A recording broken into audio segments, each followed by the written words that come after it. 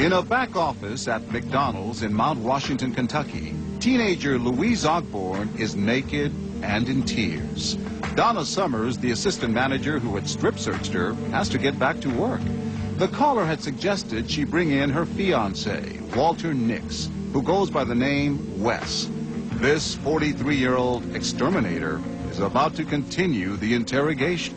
You left this middle-aged man with a naked, frightened... She was covered. With an apron. She was completely covered. But as the video shows, Louise is tugging at the apron, which barely covers her top, and the sides of her legs are exposed up to her buttocks. What were you thinking? I didn't think Wes would do anything. I trusted him. It's the height of the dinner rush. Donna Summers leaves the 90-pound teenager alone and vulnerable in the office with the 230-pound Nix. Why couldn't you run out? I was naked. I was scared. I mean, any normal person in the situation, they wouldn't have ran out. You're convinced there's no way you could have done it? There's no way. Did you think about it?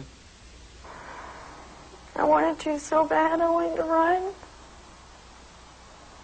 And you would have had to run through the restaurant. I couldn't have done that. I couldn't have ran out the back door. I couldn't have done anything. I couldn't bring myself to humiliate myself worse than I already was. Humiliation, as it turns out, would be the least of her worries. Now it's Walter Nix who's following the caller's commands, having Louise drop her apron, bend over, stand on a chair. Then, as ridiculous as it sounds, he tells Louise to jog and do jumping jacks, to shake loose anything, the caller says, that she might be hiding. Incredibly, Nix complies with the caller's outlandish demands, and it's only the beginning of 2 more hours of torment. Why did you follow their instructions? My parents taught me when an adult tells you to do something, that's what you do. You don't argue. You know, somebody smacks you on the hand, you listen. And everyone, it seems, is listening to that voice on the phone. He even talks to Louise. He told me if I loved this job and if I needed to keep my job, then I would cooperate.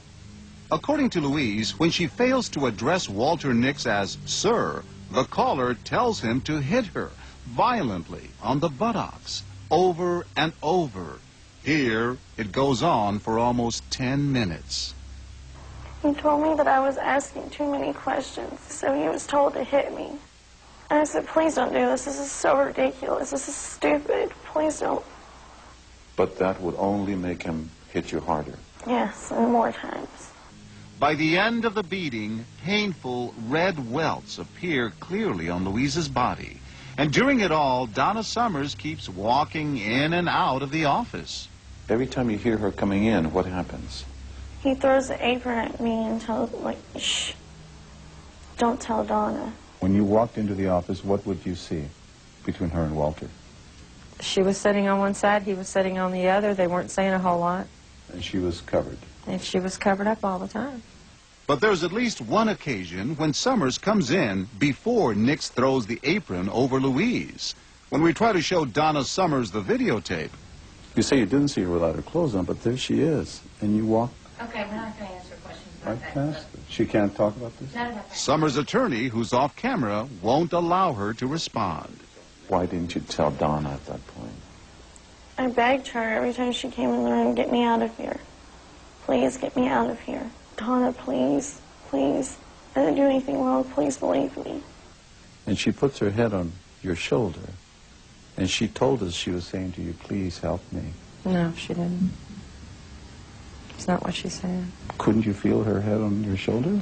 I don't recall that particular incident. I don't. She says she's begging you to rescue her. She never said that to me.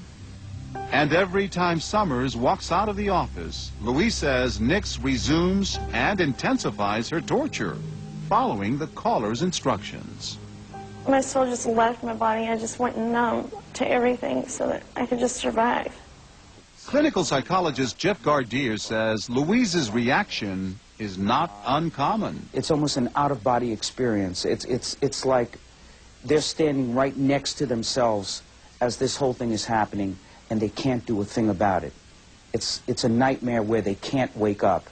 After more than 2.5 hours of dehumanizing treatment, Nix, again on the instructions of the caller, forces Louise to perform oral sex on him. You were a prisoner I was.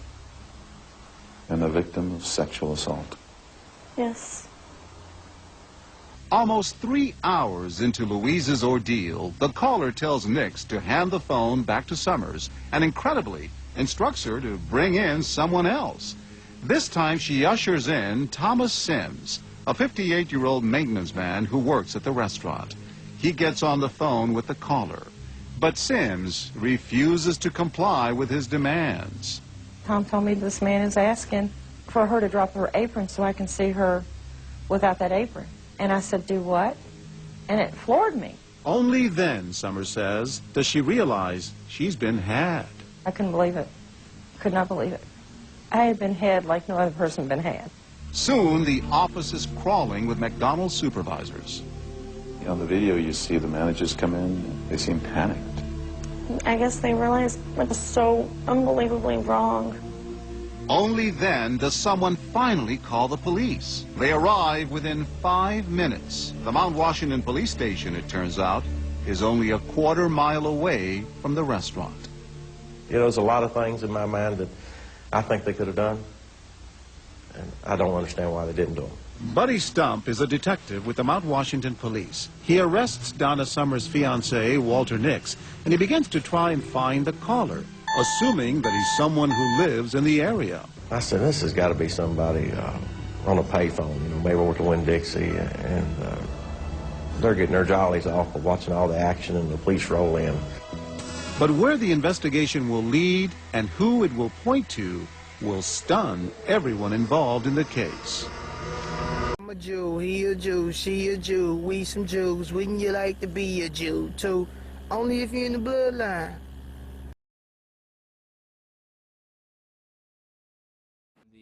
And these strip searches. The most famous of these incidents took place at a McDonald's in Mount Washington, Kentucky. There was a videotape security camera had filmed.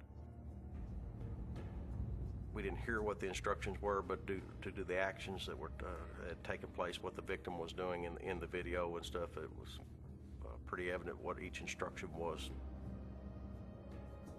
An anonymous caller, pretending to be a police officer, told the assistant manager that an employee had stolen some money. He said, I'm Officer Scott, and he said, I'm with the police department. I'm investigating a complaint. It went directly from a theft into a drug thing. So I was asked to search her clothing. You know, he would tell me, take her shoes, click them, take her shirt, shake it out.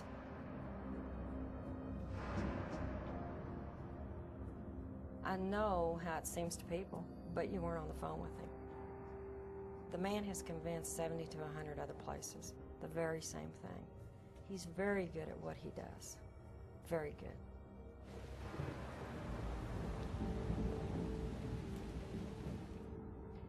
He sounded like a police officer. And I'm thinking, okay, you know, I'm doing what I'm supposed to do. He was getting some kind of satisfaction by being an authoritative figure and telling people what to do, and then realizing by the phone conversation that they were actually doing what he said. He's telling me that I needed to get someone to sit with her while he goes and gets somebody to come in to pick her up. The caller then asked the manager if she was married or had a boyfriend. She said she had a fiance. Then the caller asked if she could have her fiance come to the restaurant and assist her with the strip search of the victim. He says, well, why don't you have him come up and sit there? I mean, you can trust him. So called Wes, my fiance, we were going to get married, and asked him if he would come up. The manager goes about doing her duties of running the restaurant and leaves the fiance there in the office, and then the caller starts giving instructions over the phone of things that he wants the victim to do and what he wants the fiance to tell her to do. Have her remove her apron and instruct her to do jumping jacks and jog in place and several more things. She was still in high school. The kind of person she was actually graduating the top 10 in her class. And she was scared of being in trouble with the police, so she sort of just went along and did whatever the fiance told her to do because she didn't want to be in trouble for anything. During all this time, I'm working. I'm running the floor, I'm getting change, and then when I would walk into the office to get the change or whatever I had to get, Wes would be sitting where he was when I left, and she was sitting where she was, and no one said anything. After over 2.5 hours, Summer's fiancé, Walter Nix, did something that was unthinkable. Complying with the instructions of the caller, he ordered the employee to perform a sexual act. There's no way that I could take away from what happened to her. A lot of people, you know, look at you and go, well, you're a nut, you should be strung up. I've had it even said to me. But it's really hard because you weren't there.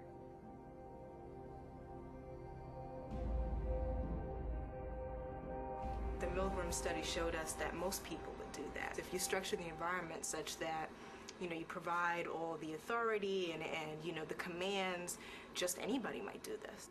But I do think this sounds worse. You think this is worse than what Milgram did? With the Milgram, there was somebody like sitting right there and instructing them. If they hesitated, they could turn, and then somebody could encourage them, and they could sort of maybe psychologically leave that responsibility on that other person. But in this case, the police officer's on the phone. He's not standing there. Exactly. It's a very good point. You know, you look back on it and you say, I wouldn't have done it, but unless you're put in that situation at that time, how do you know what you would do? You don't. You don't. Over 60 other people did exactly as Donna Summers did. Why is it so easy for us to obey orders even when we know they are wrong? Why are we willing to inflict pain on others if someone else takes responsibility? There's nothing more difficult for people to violate a social structure which all participants have initially accepted. It reminds me of a situation that once occurred in South America. I was in an airplane. The pilot came into the plane. He was drunk. He was reeling toward the cockpit. Passengers looked at each other, but no one got up. No one said to the pilot, "You're drunk, we can't fly in this plane." There are a set of pressures that keep you in the role that you've initially accepted.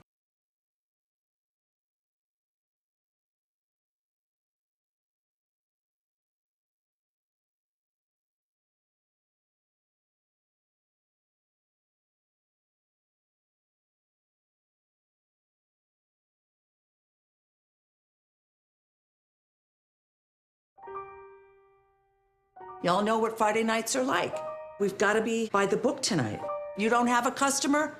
I want you to clean, clean, clean. Let's get to work.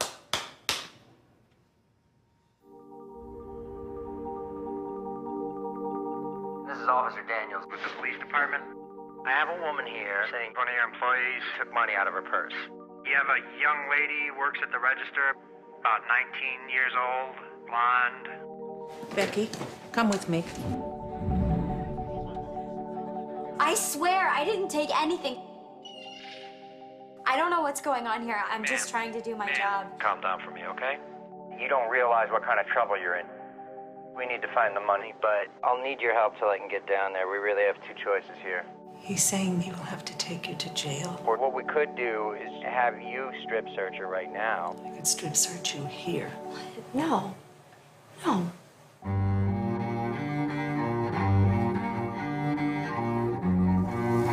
Is this okay to be doing? Oh, yeah, of course. You're making a really difficult situation run very smoothly. I'm just trying to do my job.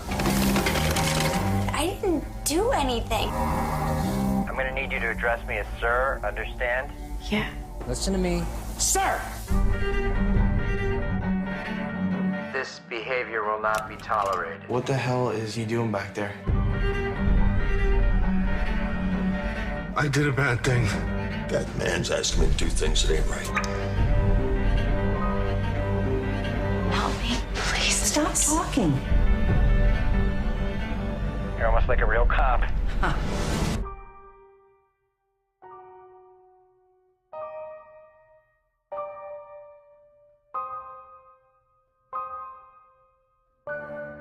I'll do everything, you know, that you need.